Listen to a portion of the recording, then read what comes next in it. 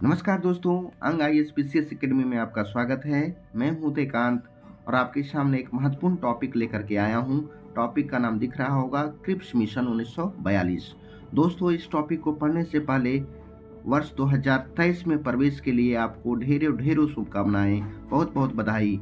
और इस साल जो आपने सपना देखा है अपनी सफलता के लिए, उन सारी सफलता का कामना करते हैं। आपकी हेल्थ ठीक रहे, आपकी आर्थिक समृद्धि हो और आप दिन दूना रात चौगुना तरक्की करें, यह भी कामना करते हैं। तो दोस्तों, आते हैं इस टॉपिक पर। क्रिप्स मिशन 1942 में आया, उसमें भारत की क्या परिस्थितियां थी, दुनिया में क्या इस समय चल रही थी, इन सारी चीजों को ध्यान में रखते हुए इस टॉपिक को पढ़ेंगे। दोस्तों, भारत में स्वतंत्रता आंदोलन बहुत तेजी के साथ चल रहा था। दुनिया में द्वितीय विश्व युद्ध भी काफी तेजी से आगे बढ़ रही थी और इस द्वितीय विश्व युद्ध में जापान की बढ़ती हुई जो शक्ति है, उससे पूरी दुनिया जो है काफी चिंतित थे। जापान का साम्राज्यवाद लगातार जारी था। आपको दिख रहा होगा जहाँ पे ये लाल वाला जो चीजें दिख रही है, ये छोटा सा जापान का जो द्वीप समूह है, इनके द्वारा जो द्वितीय विश्व युद्ध में साम्राज्यवादी प्रक्रिया आरंभ करते हैं, चाहे मंचूरिया का क्षेत्र हो या तो कोरिया का पेनिनसुला दिख रहा है, आपका जावा, सुमात्रा, इंडोनेशिया द्वीप समूह पर कब्जा हो, या थाईलैंड और बर्मा तक भी पहुंच गए थे। अंडमान निकोबार तक भी उन्होंने अपना प्रभाव जमा लिया था। दोस्तों, आपको पता है कि हमारे यहाँ से नेताजी सुभाष चंद्र बोस जापानियों के साथ आगे बढ़ रहे थे भारत को आज़ादी दिलाने के लिए।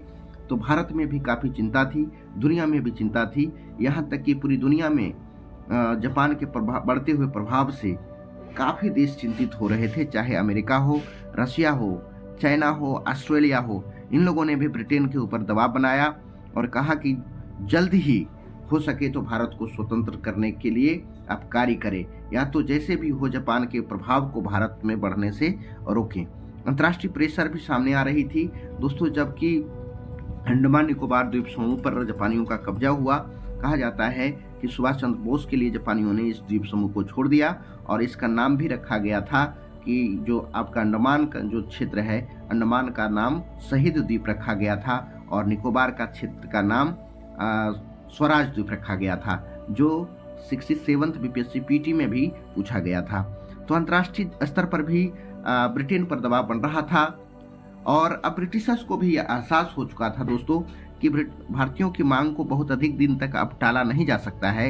इसलिए उस समय जो ब्रिटेन के प्रधानमंत्री थे विंस्टन चर्चिल, उन्होंने युद्ध मंत्रिमंडल के सदस्य सर स्टोफोर्ड क्रिस्ट को भारतीय नेताओं से बातचीत के लिए 23 मार्च 1942 को दिल्ली भेजा, जिसे क्रिप्स मिशन के नाम से भी जाना जाता है। क्रिप्स मिशन के साथ कांग्रेस की आधिकारिक वार्ता करने के लिए पंडित जवाहरलाल नेहरू और मौलाना आजाद भी शामिल थे और 30 मार्च 1942 को जो क्रिप्स प्रस्ताव प्रस्तुत किया गया, तो उसको हम लोग देख लेते हैं इनमें किन किन प्रस्ताव पर बातें की गई थी। हालांकि प्रस्ताव में बहुत सारी बातें थी, लेकिन कुछ महत्वपूर्ण बातों को यहाँ पर हमने लाया है। तो यहाँ पे यह कहा गया था दोस्तों कि जो द्वितीय विश्व युद्ध की समाप्ति हो जाएगी, इसके बाद जो है नए संविधान की रचना के लिए संविधान सभा का निर्वाचन, संविधान सभा का गठन किया जाएगा। पहला तो यही था। इसके अलावा था कि प्रांतों को संविधान को स्वीकार करने या उससे अलग रहने या तो अपना संविधान बनाने की स्वतंत्रता प्राप्त होगी, जिसमें कि देशी रियासत भी शामिल थे या तो विभिन्न प्रांत भी शामिल थे। दोस्तों, आगे इसमें इस प्रस्ताव में था कि जो द्वितीय विश्व युद्ध की समाप्ति हो जाएगी तो भारत को एक संघ के रूप में बनाया जाएगा, जिसे पूर्ण स्वराज राज्य का दर्जा दिया जाएगा, जिसको डोमिनियन स्टेटस भी कहा जाता है। मुस्लिम लीग को भारतीय संघ को स्वीकार करने अथवा ना स्वीकार करने की स्वतंत्रता प्राप्त होगी, चाहे तो भारतीय संघ में रह सकते हैं या तो फिर अपने खुद की स्वतंत्रता स्थापित कर सकते हैं। और फिर लास्ट में देखिएगा दोस्तों कि नए संविधान के निर्माण तक भारत की रक्षा की जो जिम्मेवारी होगी, सुरक्षा की जिम्मेवारी, वो ब्रिटिश सरकार पर होगी।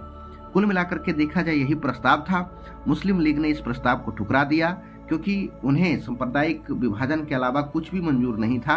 वह चाहते थे कि हम सांप्रदायिक आधार पर एक नए देश पाकिस्तान बनाऊं और उसके लिए बिल्कुल वह दृढ़ थे और उसके लिए काफ़ी देखेंगे कि इस समय लगातार प्रेशर क्रिएट किया जा रहा था। उसी तरह से कांग्रेस ने भी इस प्रस्ताव को इसलिए ठुकरा दिया कि देखिएगा, क्रिप्स मिशन के तहत कहा गया था कि ऐसा संघ होगा भारत में जिसमें कि जो प्रांत है या तो देशी रजवाड़े हैं चाहे तो भारतीय संघ में शामिल हो सकते हैं या तो खुद का स्वतंत्र रख सकते हैं। तो ऐसी स्थिति में भारत को टुकड़ों में बांटने की संभावना बन रहा था और सुरक्षा का जो प्रश्न था वह खुद ब्रिटिशर्स अपने ऊपर ही रखा हुआ था। तो कुल मिलाकर के देखा जाए तो कांग्रेस ने भी इस प्रस्ताव को नामंजूर कर दिया। गांधी जी ने इस प्रस्ताव को टूटते हुए बैंक का नाम दिया था। इस तरह से कहा जाए अंग्रेजी में तो पोस्ट डेटेड चेक। ये काफ़ी प्रसिद्ध भी है, काफ़ी बार एग्जाम में पूछा भी गया है, तो काफ़ी इंपॉर्टेंट है। गांधी जी ने इस प्रस्ताव को, क्रिप्स मिशन को पोस्ट डेटेड चेक भी कहा था। गांधी जी भी काफ़ी चिंतित थे दोस्तों कि जिस प्रकार से जापानियों का प्रभाव बढ़ रहा था, तो इन्हें भी चिंता सताने लगी थी कि हो ना हो सुभाष चंद्र बोस का गलत इस्तेमाल किया जाए जापानियों के द्वारा और फिर भारत पर जापानियों का प्रभाव बढ़ जाए। इसलिए उन्होंने बहुत ही जल्द वर्धा में एक भारत छोड़ो आंदोलन के लिए प्रस्ताव पारित किया और 8 अगस्त 1942 को ग्वालियर टैंक के मैदान से यह घोषणा कर दी कि अब भारतीयों को करो या मरो के नारा के तहत बुलंद किया कि अब कुछ तो करना ही पड़ेगा, नहीं तो बड़ी दिक्कत हो जाएगी, जापानियों के हाथ में भारत चला जाएगा। जिस तरह से ब्रिटिशर्स वहाँ पे हार रहे हैं, जापानियों का प्रभाव बढ़ रहा है, इसलिए उन्होंने खुद एक नारा बुलंद किया था कि हे ब्रिटिशर्स, हमें अपने हाल पर छोड़ दो, हमें जापानियों के भरोसे मत छोड़ो। ये गांधी जी का नारा था दोस्तों। और फिर यहाँ पे डू एंड डाई का नारा दिया गया और किस प्रकार से देखिएगा कि 8 अगस्त की आधी रात में ही 0 आवर के तहत भारत के सबसे बड़े बड़े नेताओं, जो नेतृत्व करने वाले नेता थे, उन्हें गिरफ्तार करके जेलों में बंद कर दिया गया और यह आंदोलन ही नेतृत्वहीन हो गया। बिहार में इसका बहुत ज़्यादा प्रभाव रहता है। आपको पता ही है कि यहाँ पे किस प्रकार से चाहे राजेंद्र प्रसाद हो, जयप्रकाश नारायण हो, और इसके अलावा जो शीर्ष नेता थे उन्हें गिरफ्तार कर लिया गया। फिर बाद में देखिएगा कि हजारीबाग जेल को तोड़ करके 9 अक्टूबर को संभवतः इस बार पूछा भी गया था कि दीपावली के रात में ही जयप्रकाश नारायण और उनके मित्र के द्वारा हजारीबाग जेल से फरार हो गए और राजविलास जंगल जो नेपाल में है, नेपाल के तराई क्षेत्र में चले गए और वहाँ पर उन्होंने आज़ाद दस्ता का नाम का एक संगठन बनाया था। तो कुल मिलाकर के देखा जाए यही 1942 के जो क्रांति है, क्रिप्स मिशन उनमें से एक कारण था। और जापान का जो बढ़ता हुआ प्रभाव है, कहीं ना कहीं इन सारे दबाव में आकर के यह क्रिप्स मिशन भारत आया था। गांधी जी ने इसे पोस्ट डेटेड चेक भी कहा था। और डॉक्टर पट्टाभी सीतारामैया जो गांधी जी के काफ़ी नज़दीकी थे, उन्होंने इसे अगस्त प्रस्ताव का ही परिवर्तित यानी कि बदलता हुआ संस्करण कह करके संबोधित किया था। कुल मिलाकर के देखा जाए दोस्तों तो क्रिप्स मिशन की जो डिटेल्ड है मैंने बताया है, इसमें मैप का भी प्रयोग किया गया है। चाहे तो आप लोग इसको PDF भी डाउनलोड कर सकते हैं, PDF भी आपके कैप्शन में दे दिया जाएगा। और इंग्लिश मीडियम वाले के लिए भी मैंने PDF बनाया हुआ है, चाहे तो वह भी डाउनलोड करके इसको देख सकते हैं, पढ़ सकते हैं। आप सभी को जुड़ने के लिए एक बार फिर से बहुत बहुत धन्यवाद। नए साल में आप लोग नए सोच के साथ आगे बढ़े, हम कामना करते हैं। Thank you.